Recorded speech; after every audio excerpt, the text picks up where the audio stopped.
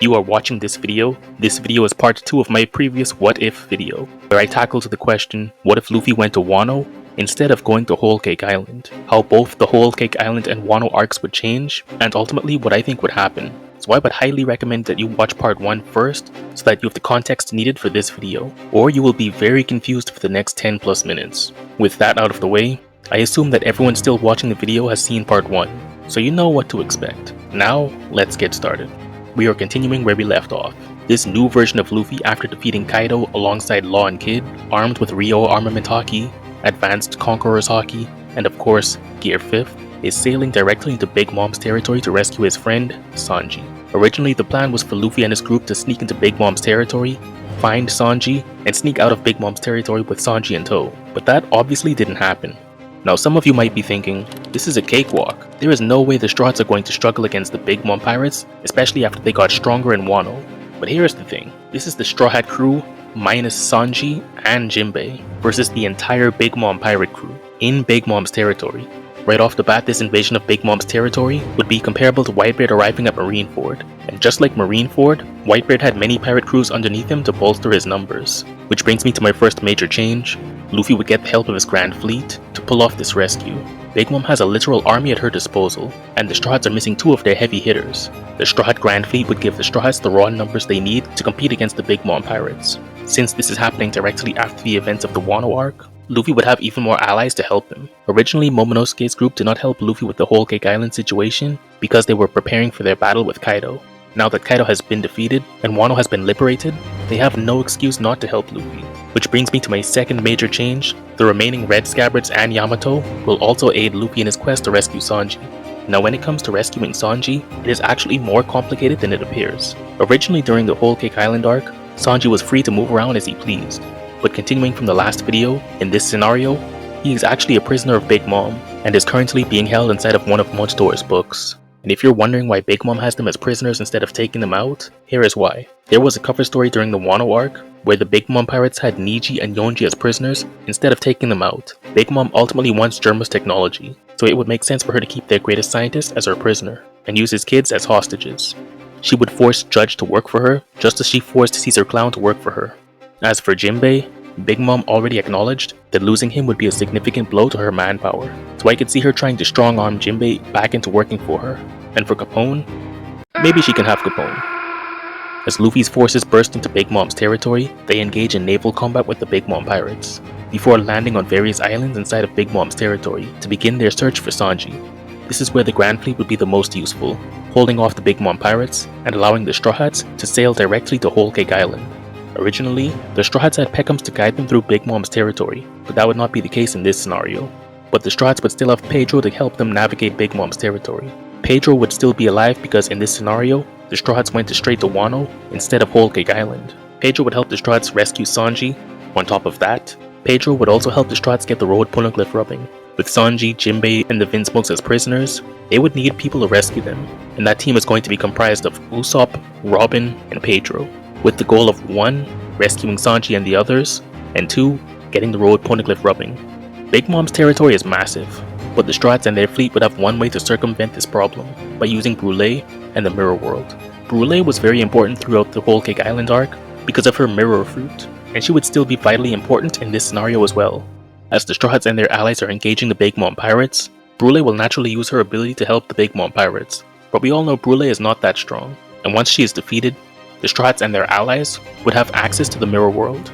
This would allow them to traverse Big Mom's territory. This would also help with the Straw Hats getting Sanji and the road Poneglyph rubbing. Ultimately, this rescue mission will come down to the Straw Hats overwhelming the Big Mom pirates through sheer force. And these are the main matchups for this conflict. Luffy versus Big Mom, Zoro versus Katakuri, Yamato versus Smoothie, Inu Arashi versus Cracker, Nekomamushi versus Snack, Sai versus Pero Sparrow, and Frankie and Brook versus Oven and Daifuku.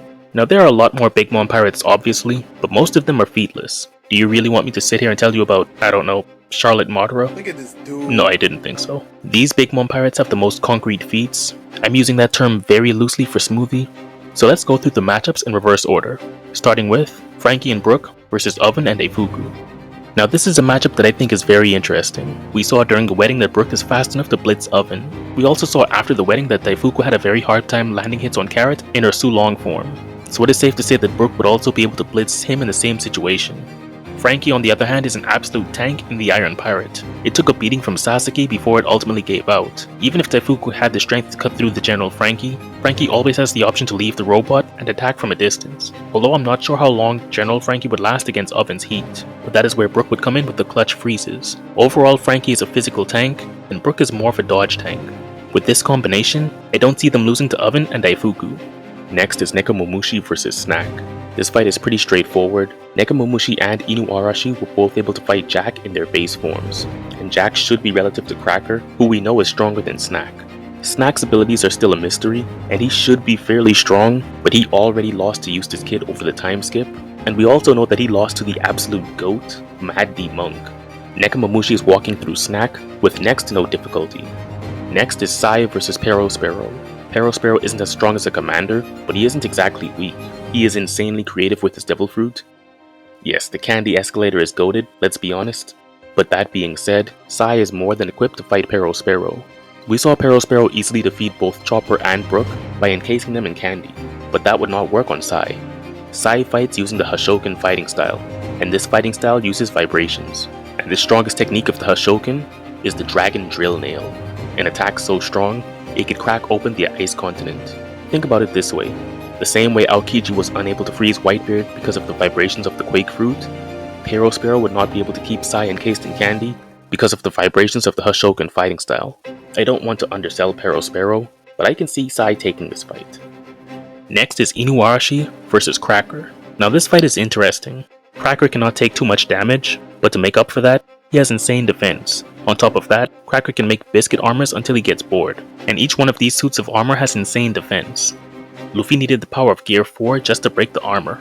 Inuarashi was relative to Jack in base back on Zou, and both Inuarashi and Cracker have displayed enough stamina to fight for several hours. I can see this fight going the distance, with Cracker putting up a better fight than Jack did. Inuarashi does have the power to break Cracker's armor. If the fight lasts too long and Inuarashi gets access to the moon, then he would decimate Cracker in his Sulong form. I could see this fight being very difficult for Inu, but I ultimately see him winning. Next is Yamato vs Smoothie. Now Yamato vs Smoothie is a mismatch. We don't know too much about Smoothie, other than her being weaker than Katakuri and stronger than Cracker. Smoothie's ability allows her to absorb liquids to boost her size and strength, and to be honest, it won't help her. Yamato was able to fight Kaido in his hybrid form for an extended period of time. She also has an awakened mythical Zoan fruit, which gives her ice abilities. Not only can she use the ice to boost her defense, but she can also use the ice to boost her offense. And to make things worse, she also has advanced Conqueror's Haki to deal massive damage to Smoothie. I could go on, but you get the point. There is no hope of Smoothie winning this fight. Zoro vs Katakuri. Zoro vs Katakuri is one of the few obvious fights in this scenario. Now some people love to downplay Katakuri, but we don't do that here. Some people will say that Zoro speed blitzes and wins with no difficulty, and no, it's not that simple. Zoro was going to run into the same problems that Luffy had during his fight with Katakuri. Even after Wano, Zoro struggled to land clean hits against Rob Lucci, and Lucci does not have Future Sight. And I can already hear people typing, but Zoro speed blitz Kaido, and it still isn't that simple. Oftentimes Kaido chooses to get hit by attacks, even when he can dodge the attack. Case in point, he got hit by Luffy's Red Rock attack, a Gear 3 attack, and Gear 3 was too slow even for Doflamingo several arcs earlier. Kaido was fast enough to dodge Luffy's Gear 4 Snake Man attacks, which is one of Luffy's fastest forms. So Kaido has proven that he can dodge when he wants to. So yes, Zoro did hit Kaido. No, he did not speed blitz him. I know I'm going to get a lot of hate for that. Zoro was going to struggle to land clean hits on Katakuri, but overall, he is better equipped to fight Katakuri than Luffy was. With his swords, Zoro could parry and block Katakuri's attacks better than Luffy could.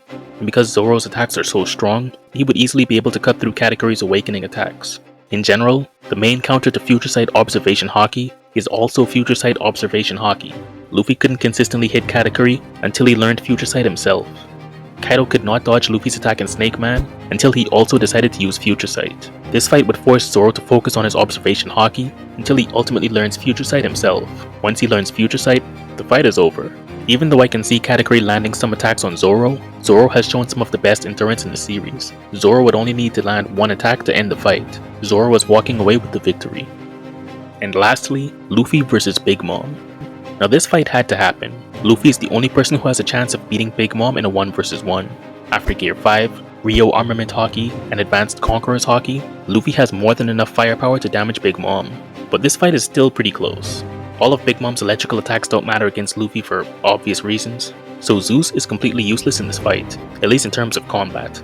Keep in mind that this version of Luffy would not have Future Sight, because he never developed it in his fight against Katakuri. Even when Luffy does big damage to Big Mom, we know she can heal herself by using some of her own lifespan. She can also absorb the souls of the homies around her to amplify her own strength, similarly to what she did in her fight against Law and Kid. Now a lot of people focus on Gear 5, but Gear 4 with Advanced Conqueror's Haki is going to be very difficult for Big Mom. Luffy would have the speed advantage, but Big Mom has crazy levels of durability and endurance. Big Mom can use flame attacks, but Luffy is no stranger to using fire himself, and Luffy even endured a blast breath from Kaido out of sheer willpower. Luffy would need to watch out for Big Mom's Spear of Elbaf, and her own Conqueror's Haki infused attacks. Overall, I see Luffy starting the fight out in Gear 4, battling it out with Big Mom, before ultimately closing out the fight in Gear 5. This would be close, but I see Luffy taking the win. With most, if not all of the Big Mom pirates defeated, Sanji and Jinbei rescued, and the Road Poneglyph rubbing acquired, Luffy and his Grand Fleet would leave Big Mom's territory, with Big Mom actually being defeated this time. And look guys, Pedro got to live this time. Isn't that cool, Pedro? Wait, what? Oh, come on. Maybe it's a canon event? Anyways, I know I didn't go too in depth with the Grand Fleet in this video, but their job is really crowd control. Just like Whitebeard's fleet at Marineford, they were never meant to fight the heavy hitters. I initially tried to give them matchups, but they were simply not strong enough to fight against commanders like Cracker and Smoothie. But this entire video is hypothetical. If you made it this far, you heard my thoughts, now let me know yours in the comment section below. And if you have any interesting what if topics that you think would make for an interesting video, let me know in the comments. Thanks for watching, see you in the next one.